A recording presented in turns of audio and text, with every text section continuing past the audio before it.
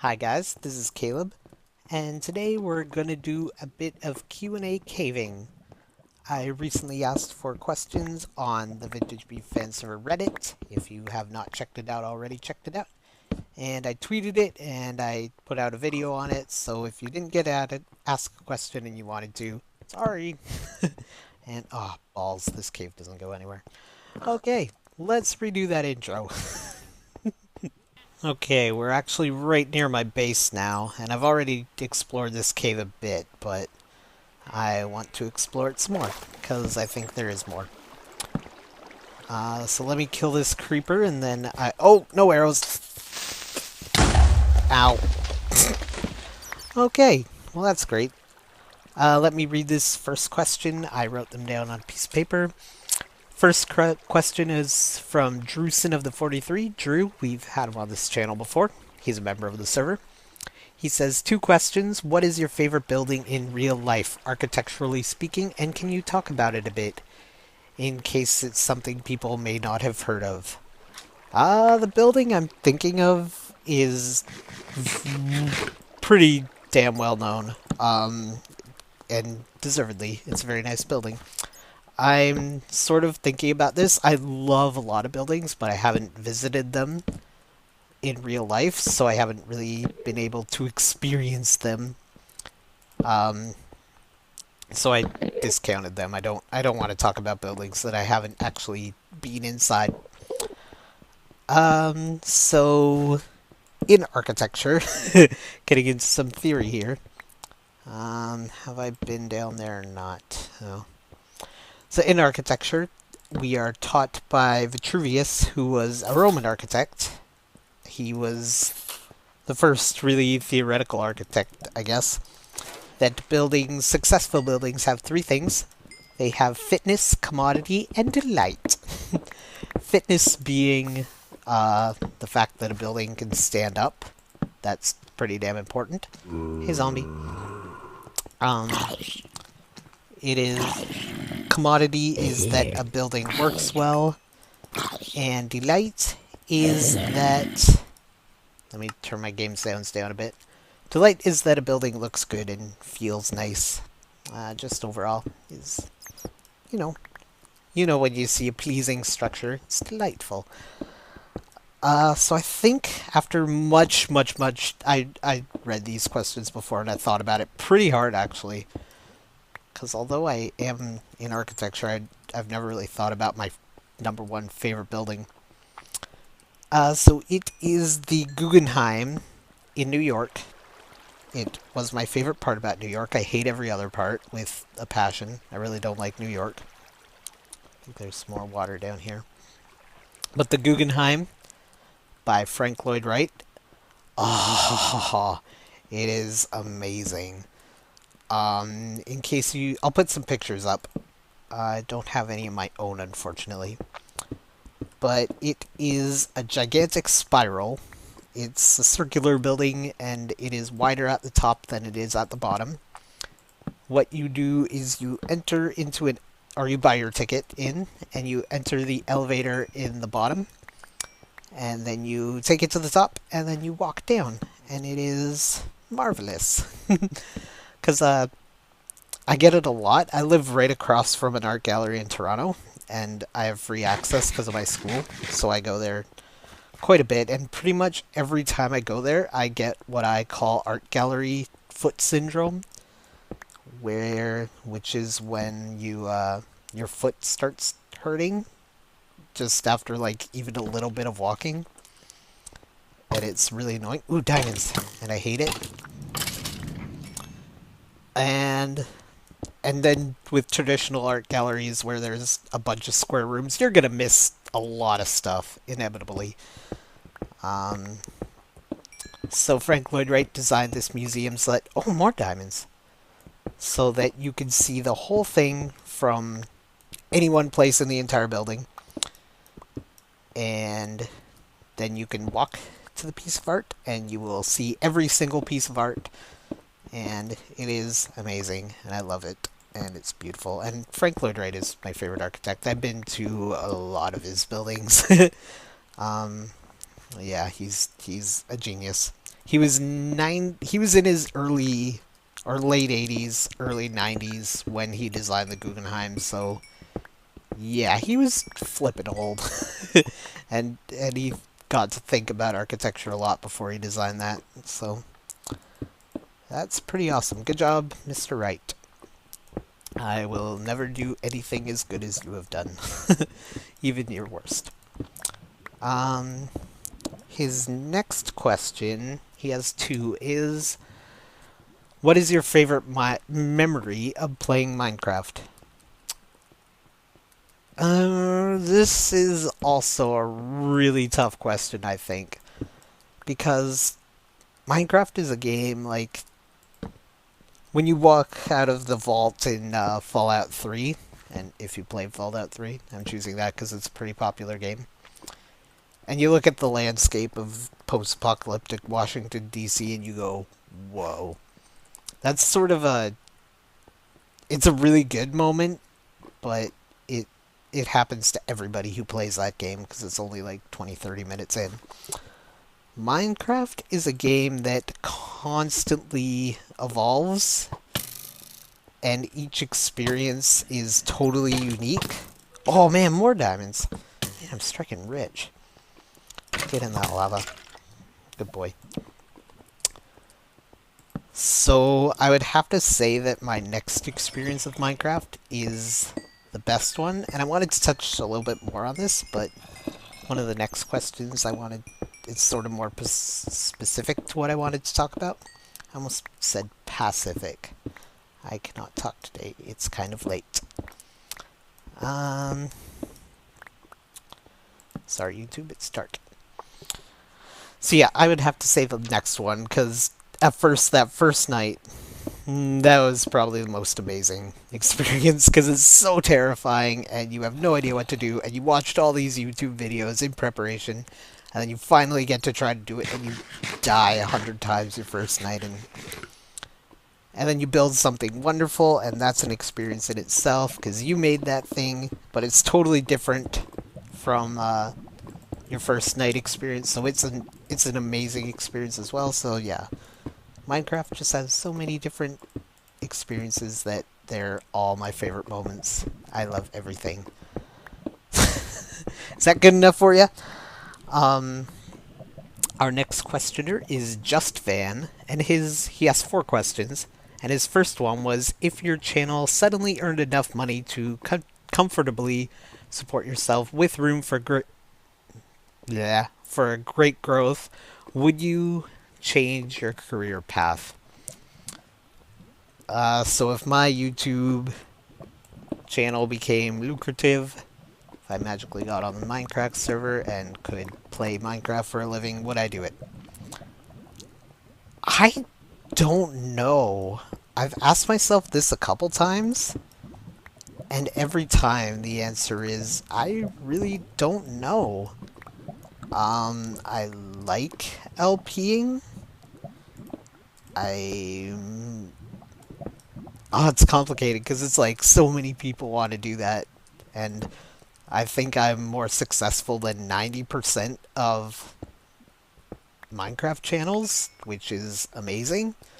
Like, think about it. I have, as of as of 2 days ago, I had 300 subscribers, and now I have 475, which, thanks, Beef. So yeah, I think I'm more successful than 90% of Minecraft channels out there, which is pretty amazing in itself.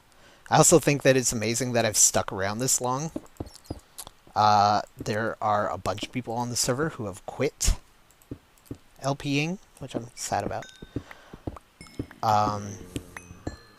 And I did sort of go into... My first episode was made with the intention of, oh man, now I'm on the VintageBeef Fan Server, so I can be friends with Beef and get him to like my videos, and then get really popular and do all this stuff, and then that didn't happen. My first episode got like 10 views. And I'm still not really... I'm an acquaintance of Beef now. I'm still not really friends, quote-unquote. So I don't know.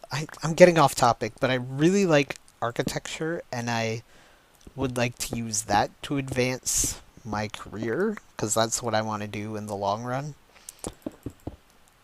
And I find it hard to LP sometimes. I may sound semi-confident. Do I sound confident? But that is because I dwell over little decisions a lot. I think and think and think and think and think and think about an episode, and then I do it.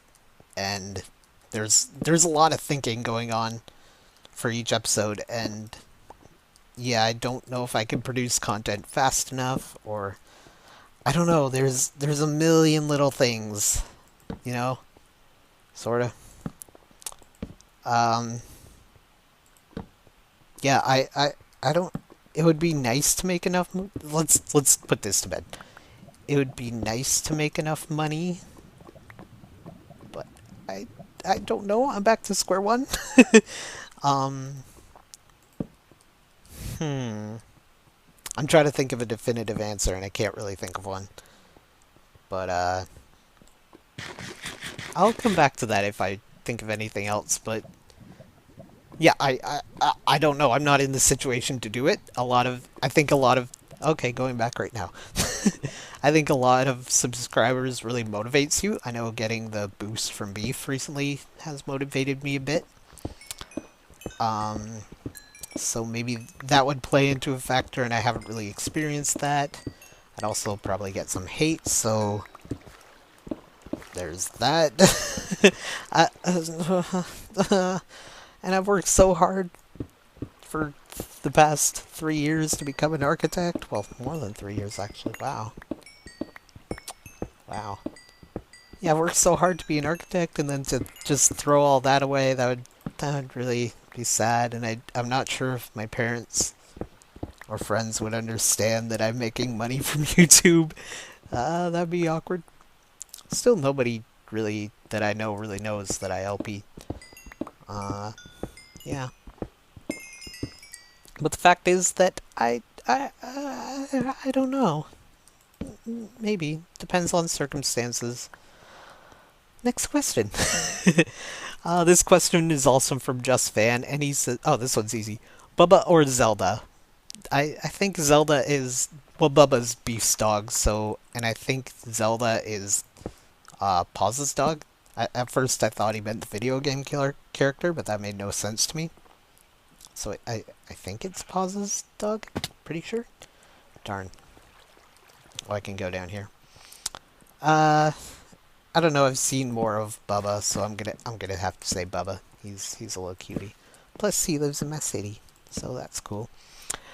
Van's third question is favorite film of all time, most overrated film of all time, most underrated. Oh man, I know my most overrated in a second.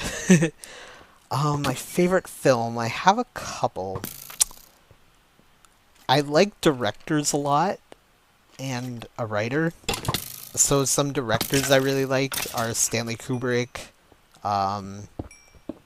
I like all of his movies so much. Clockwork, Space Odyssey is amazing. I think that would be my favorite film that I keep on coming back to again and again and again. 2001: A Space Odyssey. But I like all of Stanley Kubrick's work. Wes Anderson is an amazing, underrated director. He makes fantastic films. Rushmore, Moonrise Kingdom, oh, was so good. That came out last year. That is a really good movie. Quentin Tarantino is really good, and all those directors really know how to take a movie really slowly, just like drag out a scene, but make it really, really interesting, which I respect a lot because that's an insanely hard thing to do. And I also like the films of, oh crap, what's his name? Charlie Kaufman. Charlie Kaufman is amazing. He has written Eternal Sunshine of the Spotless Mind.